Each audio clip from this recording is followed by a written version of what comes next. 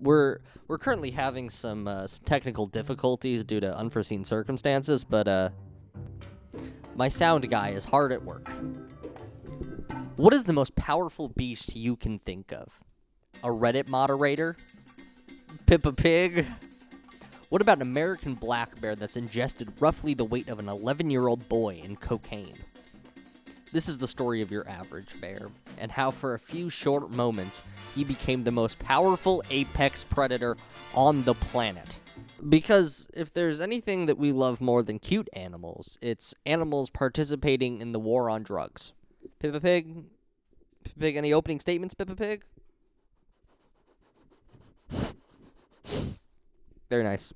But before we can get to Pablo Escobar, we need to backtrack to the year of our Lord, 1985.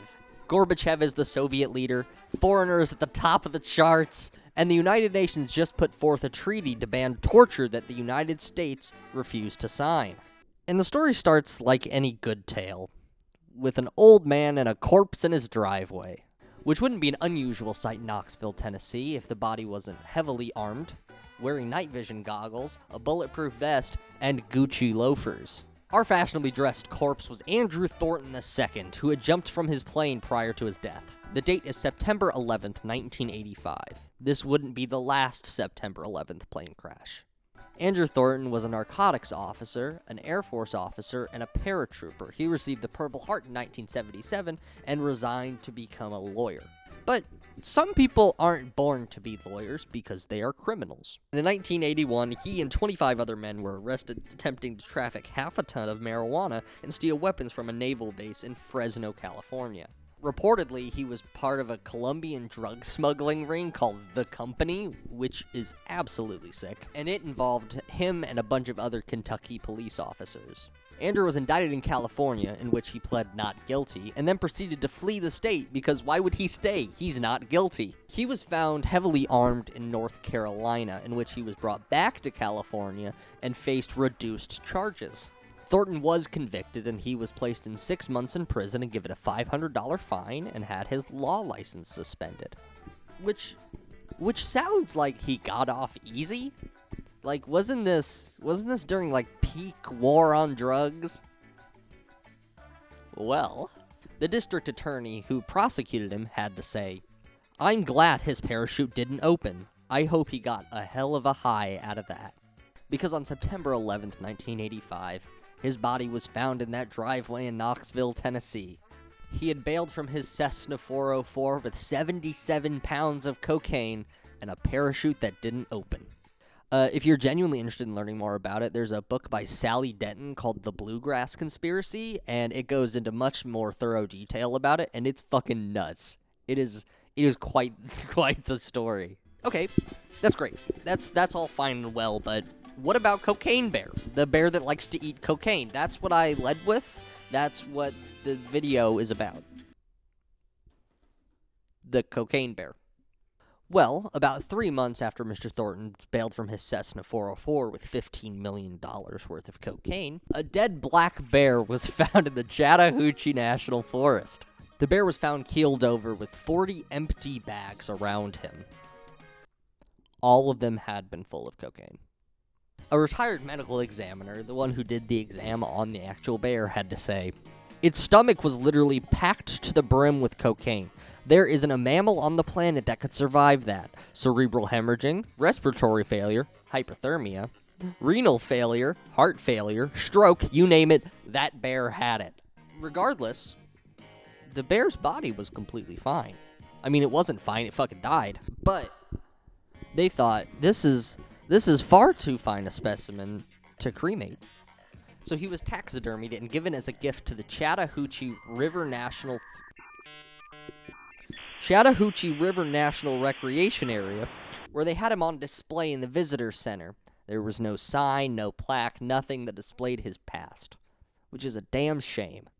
However, in the early 90s, there was a wildfire in the area, and they had the park completely evacuated. That included a bunch of the artifacts that they had on site, including the black bear. So they took our Escobar and they put him in a storage facility in Dalton.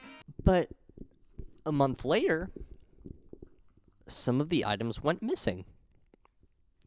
some arrowheads, some Native American blankets, and a large taxidermied bear. Now, wouldn't this be just the most nuts part if I had explained to you that the bear had so much cocaine in its system that it had caused it to reanimate and escape the storage facility? Wouldn't that just be fun? Well, unfortunately, that didn't happen, and a bunch of the items were recovered from a pawn shop. But what wasn't recovered from the pawn shop was the large American black bear, because it had been sold to Waylon Jennings.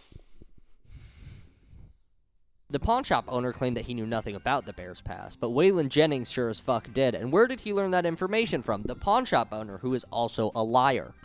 Jennings claimed that if he'd known it was stolen, he wouldn't have bought it, but, they called it outlaw country for a reason, so I'm not so convinced. Jennings had given the bear to a friend of his, Ron Thompson, and Ron Thompson had passed away in 2009. And with his estate, a bunch of the items had been sold, including, on item number 26, one North American black bear. I'm going to butcher this. It was sold to Zhu Tang, an owner of a Chinese medicine shop in Reno, Nevada. Zhu had bought it for an earth-shattering $200. Initially, he wanted to keep it in the living room, but his wife was scared of it, so she wanted him to keep it in the shop. Unfortunately, Mr. Tang passed away in 2012, but his wife decided to keep the bear. Through trial and tribulation, it was found in 2015 by the Kentucky Fun Mall, which it is still on display today. And in the middle of their shop, there's a sign that reads, Pablo Escobar, the cocaine bear.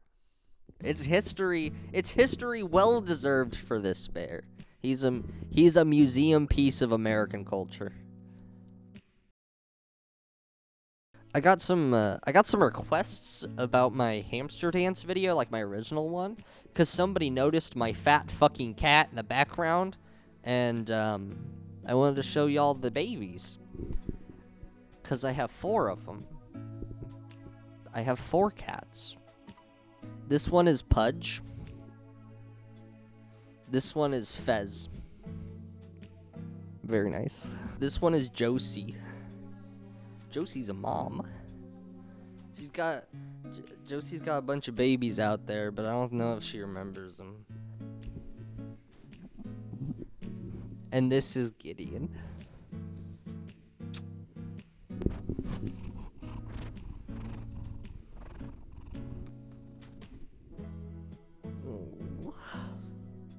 I just wanted to thank everybody for watching again. Yeah. I just wanted to talk about it. It's really fun that, in the end, a bear won the war on drugs.